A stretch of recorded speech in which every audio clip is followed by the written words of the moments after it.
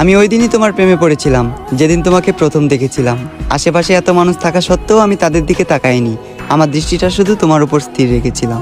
আমি যেদিন তোমাকে প্রথম দেখেছিলাম, কিছু না ভেবে তোমায় এ মনে জায়গা দিলাম এবং করে দিলাম মনের দুয়ার বন্ধ। জেদ ধরলাম আমার শুধু তোমাকে লাগবে, কারণ আমি তোমার প্রেমে অন্ধ।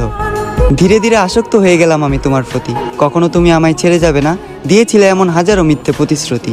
তবে আমি ধরতে পারিনি তোমার অভিনয়, কারণ তুমি ছিলে অভিনয়ের সেরা, নিখুঁত একজন অভিনেত্রী।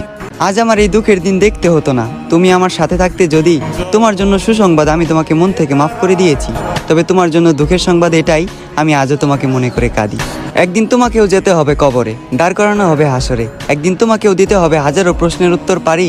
সেদিন যদি আমার নিষ্পাপ চোখের পানি প্রশ্ন হয়ে দাঁড়ায়, তোমার সকল পুণ্যের কাজ যাবে বৃথা, তোমার পাপের পাল্লাটা হবে ভারী।